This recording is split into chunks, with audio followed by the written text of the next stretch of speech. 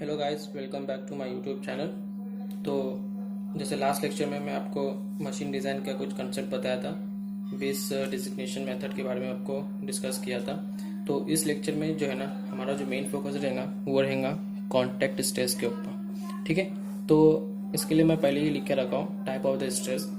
तो टोटल जो है ना 8 टाइप के स्ट्रेस होते हैं। पहला है tensile, compressive, bending, DSS, torsional, bearing, crushing stress and the last one that is contact stress. यहाँ पे जो डीएसएस है इसका मतलब होता है डायरेक्ट शेयर स्ट्रेस। ठीक है, इसको इस तरह से भी लिख सकते हैं, डायरेक्ट शेयर स्ट्रेस। ठीक है, तो जितना हम चीज़ों को शॉर्ट करके याद रखने की कोशिश करेंगे ना, उतना अपने लिए आसान रहेगा। ठीक है, तो आज जो हमारा मेन फोकस रहेगा कॉन्टैक्ट स्ट्रेस के ऊपर।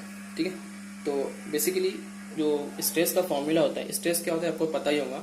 जो हम प्रेशर अप्लाई करते हैं पर्टिकुलर एरिया के ऊपर, एक यूनिट एरिया के ऊपर, उसको बोलते हैं स्ट्रेस। ठीक है, तो स्ट्रेस को जो नोटेशन होता है उसको डिनोट करते हैं सिग्मा से। ठीक है, यहाँ पे सिग्मा, यहाँ पे नहीं, सब तरफ सिग्मा से ही नोटेट करते हैं। एक शेयर स्ट्रेस इसको टॉ से डिनोट करते हैं। ठीक है, उसको हम इस तरह से भी डिनोट करते हैं, सिग्मा एस, या फिर इस तरह से, या फिर शेयर स्ट्रेस टॉ के नोटेशन से भी उसको क्या कर सकते हैं, नोटेशन दे सकते हैं उसको। तो हम हमारा भी टॉपिक स्टार्ट कर देते हैं। Wait a second. Contact stress क्या होता है?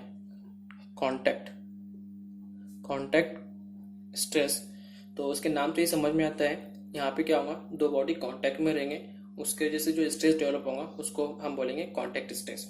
ठीक है, तो इसको जो है ना, कॉन्टैक्ट स्ट्रेस को एक और नाम दिया गया है, इसको एक और नाम से डिनोट करते हैं, that is hearts contact stress. Hearts contact stress. और इसका जो नोटेशन जैसे मैं बताया था कि सिग्मा से स्ट्रेस को डिनोट करते हैं, इसका जो नोटेशन होता है वो होता है सिग्मा एच।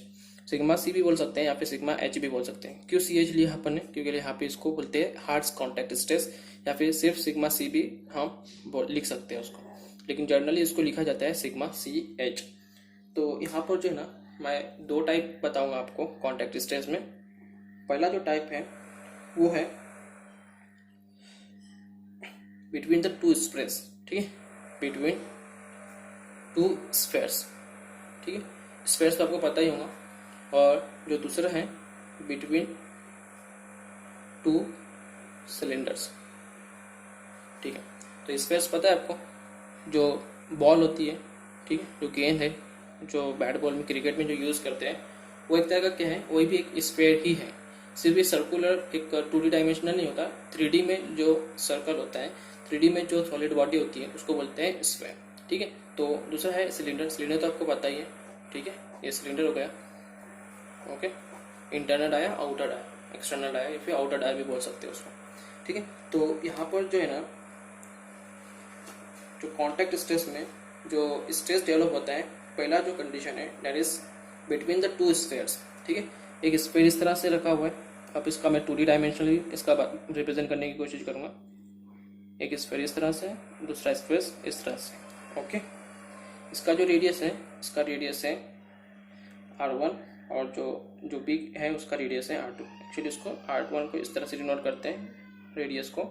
आप GD&T जब पढ़ोगे ना, आपको सब समझ में आएगा। ठीक है, नोटेशन बहुत इंपॉर्टेंट होती है किसी भी डायमेंशन को डिनोट करने के। अब यहाँ पर एक सरफेस आया, इन सरफेस के बीच में क्या होता है, स्ट्रेस डेवलप होता है। यहाँ पे एक प्रेशर अप्लाई हो रहा है, यहाँ पे प्रेशर अप्लाई हो रहा है। देखो, प्रेशर और फोर्स ये जो है दोनों अलग अलग चीज़ें हैं।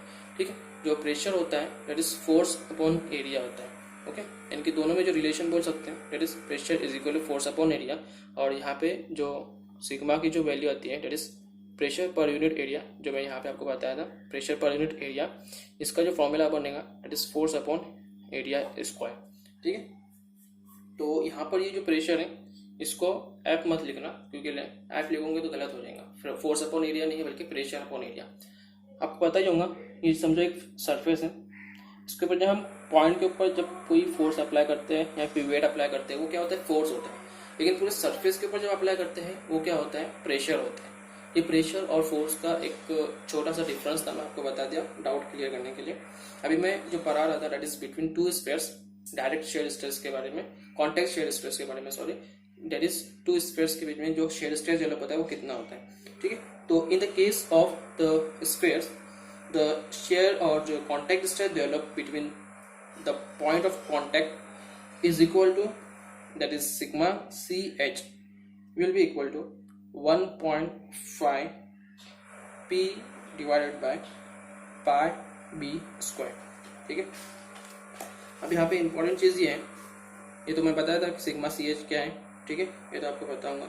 अब जो प्रेशर है, ये जो प्रेशर अपन ने अप्लाई किए हैं यहाँ पे से, ये प्रेशर है, और यहाँ पे जो बी है ना, बी, ये देखो यहाँ पर जब स्ट्रेस डेवलप होता है तो कुछ इस तरह से एक स्केच क्रिएट होता है, ठीक है। तो ये आपको समझ में नहीं आएगा तो मैं उसको बड़ा करके बता देता हूँ। ये एक स्फीयर की सरफेस है, एक दूसरे का सरफेस है, ठीक है। यहाँ पे जो स्ट्रेस डेवलप हो रहा है कुछ इस तरह से डेवलप होगा, ठीक है। यानी कि ये जो है ना, अभी बिग स्फीयर है तो उसको क्या करेंगे, इस डायरेक्शन में पुश करने की कोशिश करेंगे, यानी कि ये जो स्ट्रेस होगा वो अपवर्ड डायरेक्शन में होगा। तो यही जो स्ट्रेस है इसको डिनोट करते हैं, और इसकी जो विथ है ना, इसकी विथ, स्ट्रेस की width, that is called as 2 times of B, और इसका बोल सकते हैं रेडियस, दैट इज बी, ठीक है। और जो शेयर स्ट्रेस, इनके इस यहाँ पे एक सेंटर है, इसको हम इस तरह से डिनोट करेंगे, ये सेंटर और इसका जो डिस्टेंस है ये जो है बेसिकली सिग्मा सी एच है, ठीक है। इनकी जो वैल्यू हम मालूम कर रहे हैं वो किसकी मालूम कर रहे हैं, इस डिस्टेंस की फाइंड आउट कर रहे हैं। तो यहाँ पे जो बी को हम बोल सकते हैं semi width of the contact zone, ठीक है। यहाँ पे ये क्या है, कॉन्टैक्ट जोन है, उसके ऊपर जो विथ है उसको बोलते हैं semi width of the contact zone, जिसको डिनोट करते हैं बी से। पाई कांस्टेंट है, 1.5 कांस्टेंट है, पी जो हम बताया मैंने आपको कि पी जो है वो क्या है, फोर्स है। तो ये हो गया कॉन्टैक्ट स्ट्रेस के बारे में। अब जो दूसरा कंडीशन है, that is second condition, that is between the 2 cylinders. जो सिलेंडर का जो कंसेप्ट है, ठीक है। अब सिलेंडर कैसे होते हैं, उसकी कुछ लेंथ होती है। अभी ये एक सिलेंडर बना दिया मैंने, एक दूसरा सिलेंडर बना दिया। अभी मैंने इसको इस तरह से कांटेक्ट में क्यों रखा, क्योंकि हम कांटेक्ट स्ट्रेस के बारे में पढ़ रहे हैं। इनके दोनों सिलेंडर क्या है, कांटेक्ट में है एक दूसरे से। यहाँ पे इसके ऊपर एक फोर्स अप्लाई हो रहा है, सॉरी फोर्स नहीं, प्रेशर अप्लाई हो रहा है, ठीक है। और ये यहाँ पे से एक प्रेशर अप्लाई हो रहा है। ये प्रेशर पॉइंट पे प्रेशर नहीं है, बल्कि इसकी जो पूरी लेंथ है ना, उस पूरी लेंथ के ऊपर ये क्या हो रहा है, प्रेशर अप्लाई हो रहा है, इसकी लेंथ। और इसकी लेंथ कितनी है, समझो मैंने लिया लेंथ L, ठीक है। तो यहाँ पर जो सिग्मा सी एच यानी कि कॉन्टैक्ट स्ट्रेस या फिर हार्ट्स कॉन्टैक्ट स्ट्रेस की जो फाइनल वैल्यू मिलती है वो होती है 2 times P divide by pi B L, ठीक है। ये उसका एक क्या है, फॉर्मूला बोल सकते हैं। ये इसका फॉर्मूला है और ये स्फीयर का फॉर्मूला है, ठीक है। तो इस लेक्चर में 2 फॉर्मूले मिल गए। अभी इसका भी वही है, पी बी और एल। पी तो वही फोर्स है, प्रेशर है, सॉरी फोर्स बार बार बोल रहा हूँ मैं, प्रेशर है।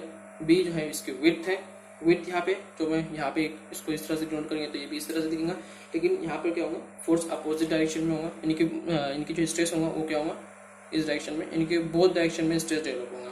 तो इसकी भी विड्थ क्या होंगी, दैट इज 2 टाइम्स बी, और उसका हाफ हो जाएगा पी।